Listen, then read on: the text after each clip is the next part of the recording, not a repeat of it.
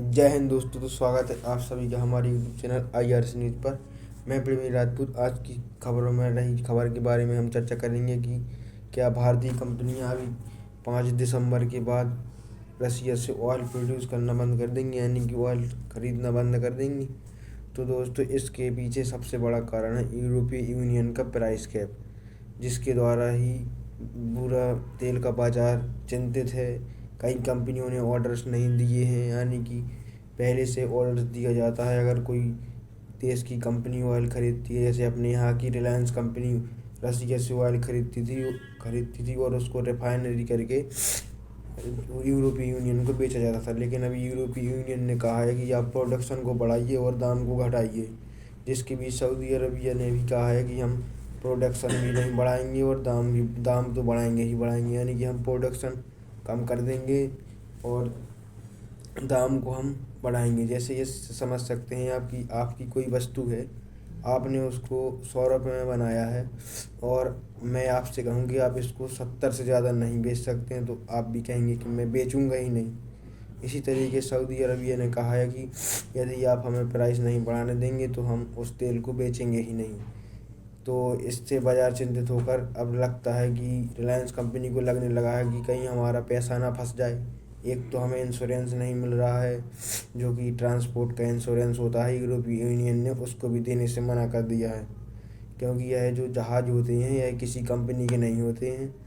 इसमें ऐसा रहता है कि अगर आपका जहाज़ कहीं समुद्र में गिर गया, बस कोई सुनामी वनामी आ गई या कुछ भी, उसका जो डैमेज होगा उससे बहुत बड़ा लॉस जाता है, पूरा पूरा वर्ल्ड बेकार हो जाता है। इसलिए यूरोपीय यूनियन द्वारा जो फाइनेंस दिया जाता था वो भी अब बंद कर दिया गया है। इसलिए इंडिया जो है रूस के द्वारा सबसे ज़्यादा ऑयल परचेज कर रहा है। लेकिन अब यूरोपीय यूनियन के प्राइस कैप सबको सता रहा है, जिससे कि अभी ऑर्डर्स नहीं दिए गए हैं, तो इसका असर ज़रूर महंगाई पर पड़ेगा, क्योंकि जब तेल का प्रोडक्शन बंद हो जाएगा तो फिर वह महंगाई तो आएगी ही बेशक।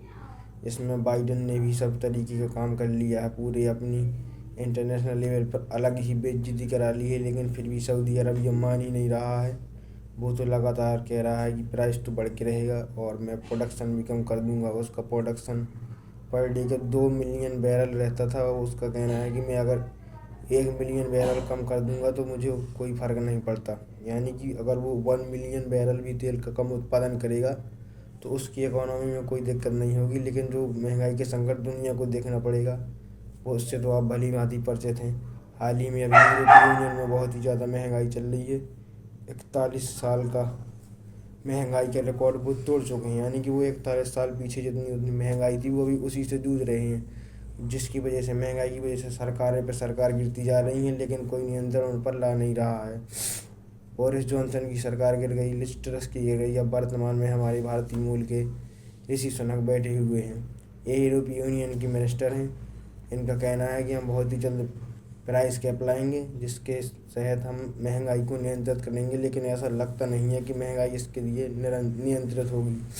और बात करें रसिया की, तो रसिया तो अपना ऑयल प्रोडक्शन बराबर कर रहा है, उससे तो कुछ फ़र्क नहीं पड़ता है, क्योंकि इनके द्वारा उसके ऊपर दबा दबा के सैंक्शन लगाए गए हैं, फिर भी उसको कुछ फ़र्क नहीं पड़ा है। उसके लिए तो इंडिया चाइना देश ही उसकी एक्सपोर्टिंग कंट्री बनी रहे तो उसकी इकोनॉमी में भी ज़्यादा लॉस नहीं होगा, लेकिन उसको यूक्रेन के साथ वार करके बहुत ज़्यादा लॉस देखना पड़ा। तो जय हिंद दोस्तों, आज की वीडियो में इतना ही।